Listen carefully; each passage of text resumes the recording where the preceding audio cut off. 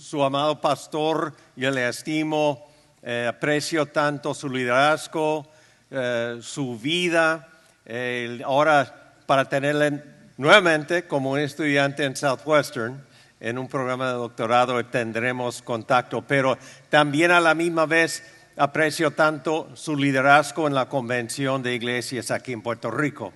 Y lo que Dios ha hecho aquí en este hermoso lugar.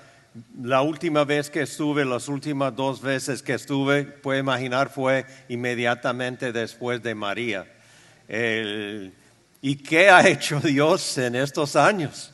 Ha sido una obra divina, y viendo lo que ha hecho en nuestras iglesias acá, me maravillo. Y es un verdadero gozo y privilegio estar en Puerto Rico, estar en Iglesia Bautista Sin Paredes, y con Luis y con todos ustedes en esta mañana. Mi esposa y yo estamos muy agradecidos a Dios. Cristo trataba de dar una visión y una capacidad de captar lo que iba a suceder con sus discípulos antes de su crucifixión. Él mismo se reunía con ellos para decir: esto va a suceder. Y a ellos, pensando que victoria fue más política que espiritual, luchaban para captar lo que él iba a decir a ellos. En Lucas capítulo 9 y un poco antes, en este capítulo de Hacia 8, Cristo había reunido sus discípulos para decir a ellos: yo voy a ser crucificado. Y para ellos esto fue inamijable. Esto realmente no fue algo que podían captar. ¿Y por qué fue importante el Mesías de ser crucificado de una manera que ellos sabían, si captan bien, que fue un escándalo?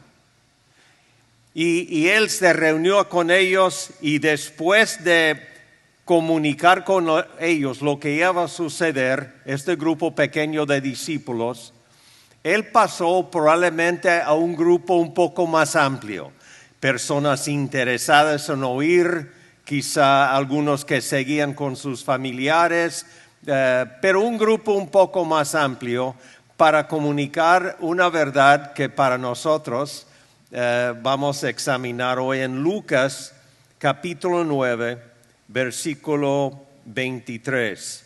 Él empieza diciendo: y decía a todos, no solamente los 12, no solamente los seguidores más cercanos a él, sino a todos. El llamado que él va a extender es para todos que quieren seguir a Cristo, a nosotros y también. Leeremos solamente 3 versículos, y más que todos los que pueden, voy a enfocar en 23. Pero así dice: y decía a todos: si alguno quiere venir en pos de mí, niéguese a sí mismo, tome su cruz cada día y sígame. Porque todo el que quiera salvar su vida, la perderá. Y todo el que pierda su vida por causa de mí, éste le salvará. Pues, ¿qué aprovecha al hombre si gana todo el mundo y se destruye o se pierde a sí mismo? Dice la palabra de Dios. Gracias, hermanos. El versículo 23 de Lucas no es un versículo que es difícil entender. Es un versículo que es difícil vivir. Tiene 3 mandatos, 3 imperativos. Esto es una forma del verbo en este versículo. 1 es dirigido hacia la persona, nosotros mismos. El segundo mandamiento o imperativo es dirigido hacia el público. Y el tercer imperativo o mandamiento es dirigido hacia Jesucristo. Y después Cristo amplifica y aplica cómo es vivir estos tres imperativos hasta el fin de la vida, en versículos 24 y 25. Hay un costo, yo creo que conocemos, hay un costo para alguien que quiere seguir a Cristo.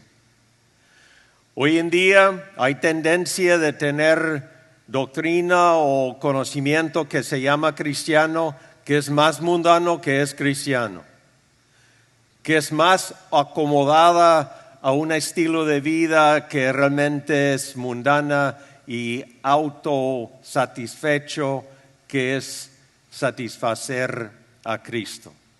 Hay un costo para seguir a Cristo. Cristo, cambiando de los 12 y volviendo a hablar a todos los que tenían interés, a todos, dice la Biblia, extendió una invitación a seguirle a Él. Nosotros no determinamos cómo queremos seguir a Cristo. Cristo determina cómo nosotros tenemos que seguirle a Él. Y Él es bien claro. La verdad es que en muy pocas palabras usa Cristo acá. Y entendemos. Nuevamente el desafío es si podemos vivir lo que Él nos dice. Viendo primero hacia versículo 23, si alguno quiere venir en pos de mí, quiere decir que Él está poniendo al principio lo que Él va a concluir al fin del versículo, diciendo a todos que quieren venir en pos de Él. Él realmente no buscaba oidores, ni tampoco fanáticos. Él buscaba seguidores. Y un seguidor de Cristo tiene que hacerlo como Cristo nos articula aquí en este versículo. Si alguno quiere venir en pos de mí, niéguese a sí mismo. Es el primer imperativo, mandamiento que Él da. Y esto es hacia la persona misma. Niéguese a sí mismo. Nuestra tendencia humana pecaminosa es satisfacer a mí. Es hacer lo que a mí me agrada. Es cumplir con mis deseos. Es extender mis planes. Es desarrollar mis metas y hacer con mi tiempo y vida lo que yo quisiera hacer para mí. Cristo dice, si alguno quiere venir en pos de mí, niéguese a sí mismo. Realmente no es difícil entender. Esto requiere una serie de decisiones personales para nosotros.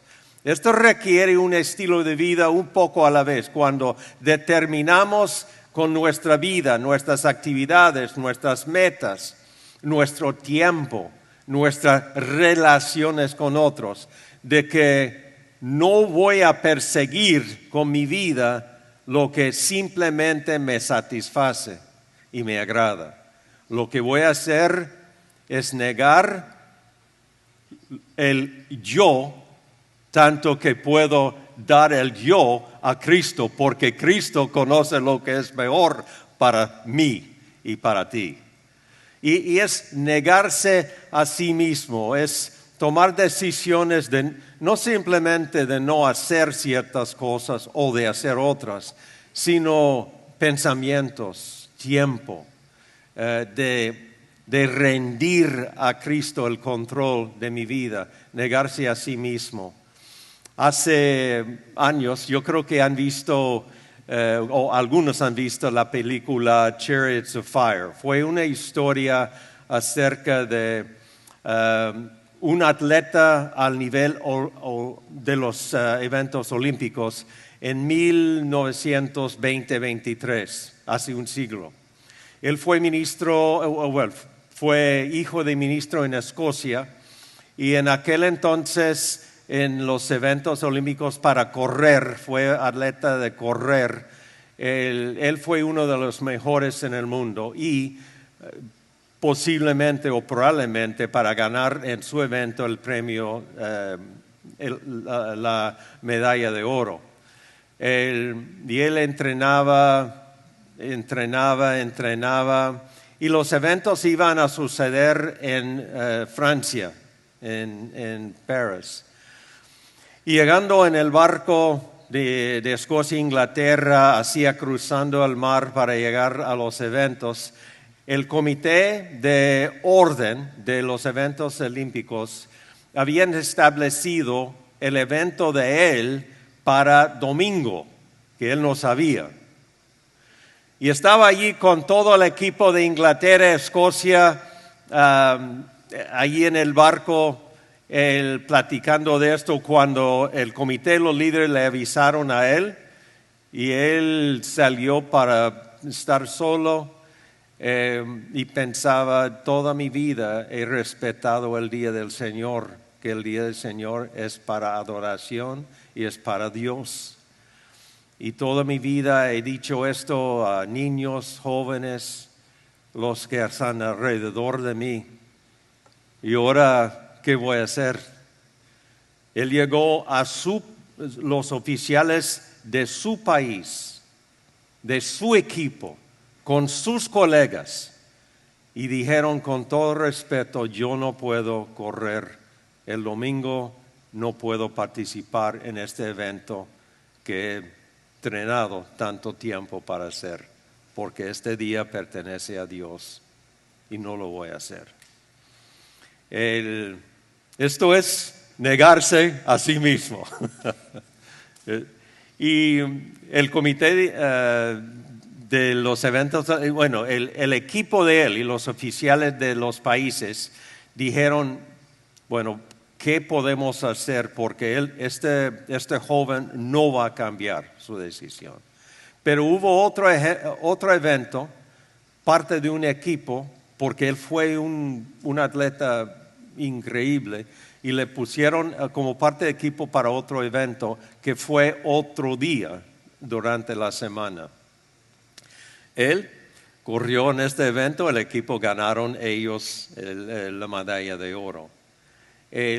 Pero es su vida y su ejemplo. Él después de estos eventos se hizo un misionero durante la Segunda Guerra Mundial y él murió en una prisión en Japón como un misionero hasta el fin de su vida. Es decir, que las decisiones que no aparecen ser difíciles día tras día tras día, nos llevan a tomar las decisiones más importantes para seguir a Cristo, que forman un estilo de vida para nosotros, para dar nuestra vida a Cristo, negándose a sí mismo. Y esto fue un ejemplo que podemos decir, no, hay muchos otros ejemplos, pero esto es negarse a sí mismo. Él dice segundo, tome su cruz cada día. Yo entiendo que a lo largo de los años hay chistes y otras cosas acerca de qué es mi cruz, ¿ok? Realmente muy pocos de estos ejemplos son bíblicos, pero son cosas que gente ha dicho que esta es mi cruz, que no tienen nada que ver con lo que significa este texto. El primer imperativo fue hacia nosotros como individuos, niégase a sí mismo. El segundo imperativo mandamiento, tome su cruz, es hacia el público. ¿Qué significaba a los que escuchaban a Cristo cuando Él hablaba esto? La cruz fue una manera de ser, realmente un crimen, y penalidad fue muerte por crucifixión en la cruz. Fue un escándalo público. Para ver a alguien llevando un cruz fue una vergüenza, suma vergüenza para la persona. Y esto es antes de la crucifixión de Cristo. Él está hablando a ellos usando terminología que ellos bien entendieron. Que tomar una cruz fue un escándalo, fue una vergüenza. Está diciendo a ellos, no solamente hay un costo personal para seguir a mí, si no hay un costo público para seguir a mí. Esto fue tomando la cruz. Esto fue la imagen pública de alguien. Hoy en día, culturalmente, estamos enfrentando ciertos desafíos nuevos, donde la iglesia cristiana, la creencia bíblica, está bajo oposición fuerte de una manera nueva, porque la sexualidad y el género y ciertas posiciones quieren no solamente oponernos, sino destruirnos. Y es muy público hoy en día. No importa noticias, no importa dónde va uno, muy público. Hay, por supuesto, en ciertos lugares del mundo, otros lugares del mundo, todavía bajo marxismo y otros gobiernos, hay otros costos para nosotros en público. Pero la fe, dice Cristo acá, tiene un costo público para la iglesia, para el cristiano. Tome su cruz cada día. Carlos Colson escribió un libro hace años que se llama El Cuerpo. Fue un libro acerca de la doctrina de la iglesia. Hubo 2 ediciones y está lleno de ejemplos de vidas reales alrededor del mundo de la iglesia, líder de la iglesia. Cosas que habían sucedido en la derrota de la Unión Soviética, Rumania, historia de lo que está pasando en China bajo enorme persecución, áreas musulmanas. Pero este libro tiene una historia sobre un mayor en el ejército de la Unión Soviética. Y él, durante este tiempo, antes de la caída de la Unión Soviética, fue un fiel comunista, un fiel miembro del Partido Comunista, un muy buen oficial en el ejército. Y él algún día escuchaba por radio algo no permitido, el Evangelio. Llegó a su casa y él escuchaba de un lugar la predicación del Evangelio. Escuchó de nuevo el Evangelio y creyó en Cristo. Llegó hubo reuniones semanales del Partido Comunista local y nacional, y él llegó el siguiente miércoles a una reunión y allí se quedó escuchando, pero no participando mucho. Y el siguiente miércoles no llegó a la reunión, que fue un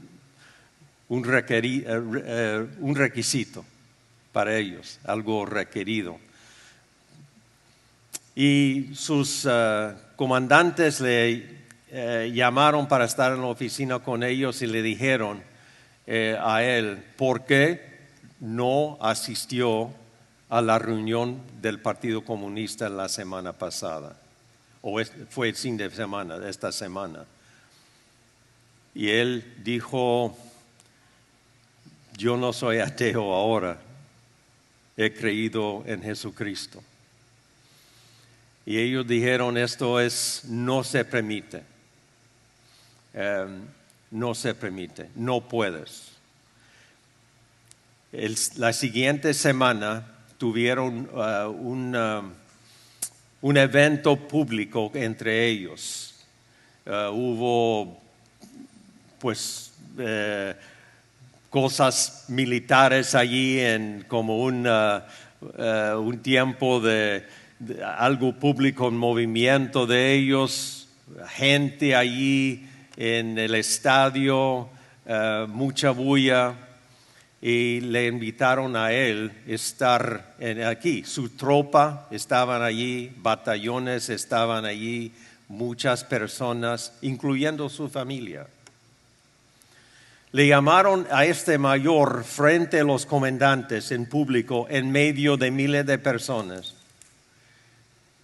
Llamaron a su tropa a sacar su uniforme públicamente, sacar su uniforme y después llevarle frente a todos como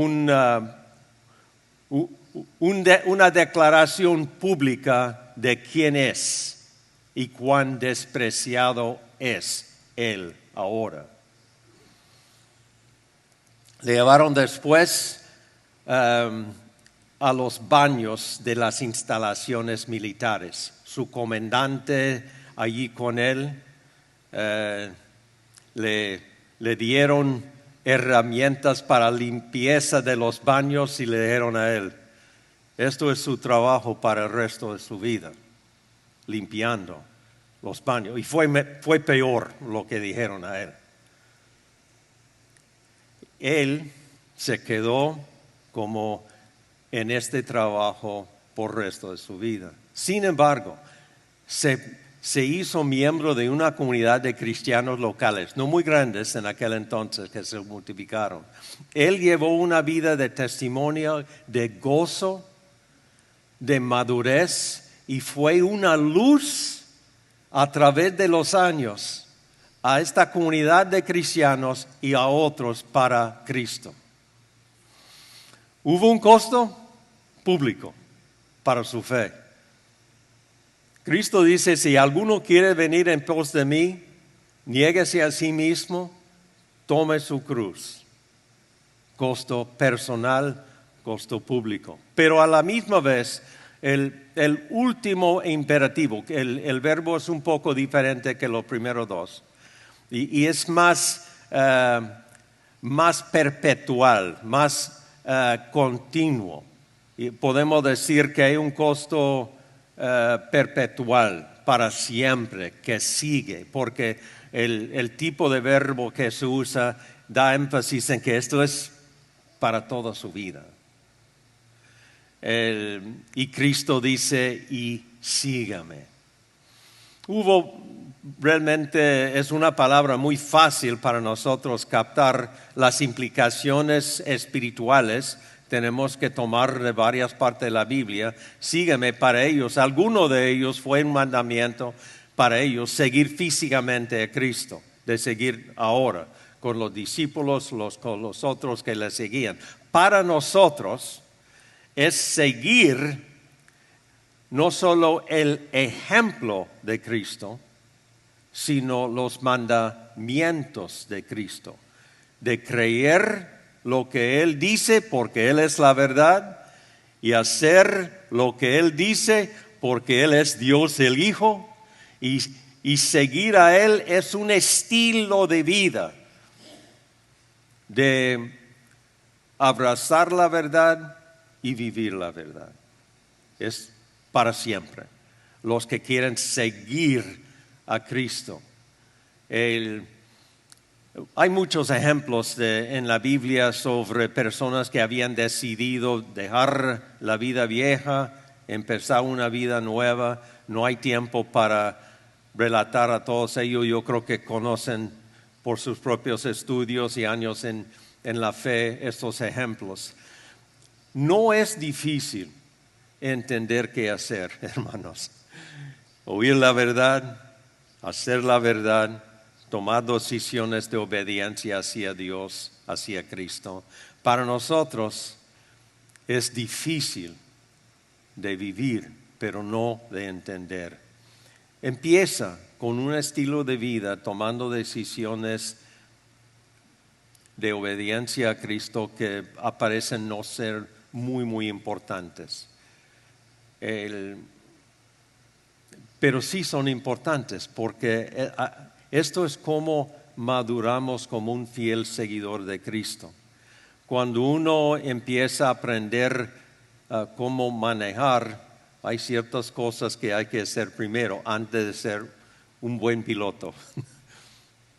Y este es proceso para nosotros en cuanto a ser un fiel seguidor de Cristo. Y es para siempre. Los bautistas de nuestra convención, Bautista del Sur, hemos tenido, como ya saben, casi todos o todos quizá, de que hemos tenido un énfasis en enviar misioneros a todo el mundo desde el nacimiento de nuestra convención, hace un siglo o más. Durante el principio del siglo XX, hacia la Segunda Guerra Mundial, un área del mundo donde queríamos llevar el Evangelio fue China. Esto, como saben, fue un área con comunismo, con ateísmo, con desafiante, enorme tamaño del país. Y habíamos iniciado misiones allí, nuestra famosa ofrenda de Larimun para misiones mundiales fue nombrada sobre una misionera dedicada que dio toda su vida en China. Y así había sido algo, uno de los áreas del mundo, y hoy en día es un área muy importante, aunque la iglesia crece rápidamente allí también en China. Una de las maneras que establecimos relaciones que los países nos permiten entrar fue de enviar médicos y establecer centros de salud o hospitales. Y en un lugar, Chiang Mai, allí en China, establecieron por la Junta un hospital y el gobierno permitió a varios misioneros venir y servir allí. No hubo pues muchos, pero hubo algunos. Y este hospital tenía un impacto en la comunidad y para el Evangelio también. Ellos en el área de la Segunda Guerra y lo que hacía en aquel entonces en China, en la entrada del marxismo y comunismo, hicieron un mandato a este hospital, estos misioneros tienen que salir, le vamos a dar la salida ahora, pero tienen que salir. Pero antes de esto, este hospital, un par de doctores allí enviaron un mensaje a la Junta Internacional, los estados, diciendo necesitamos otro doctor. Ahora, esto fue antes de texto. Hoy en día podemos en WhatsApp o text enviar inmediatamente, todo el mundo recibe un mensaje inmediatamente. Pero en aquel entonces llevó un poco más tiempo para comunicar. Hubo en Tennessee un joven doctor que él había crecido en la iglesia, escuela dominical, había crecido con una familia cristiana, había crecido en una iglesia bautista cuando escuchaba decir servir como misionero. Y él se sintió, fue un cirujano, un brillante cirujano, y servía en un hospital como cirujano en Knoxville, Tennessee. Y él se sintió un llamamiento a ser misionero. Y envió una carta a nuestra junta, pensando que este hospital en China había enviado una carta de solicitud a la junta diciendo favor de enviarnos otro médico. Y a la misma vez, aunque no con comunicación, este médico había enviado una carta a la junta diciendo a ellos, yo soy Bill Wallace, un médico. Yo soy soltero, mis padres fallecieron, mi papá fue un médico, mis padres se fallecieron. Tengo una hermana, pero ella está para casarse y soy soltero.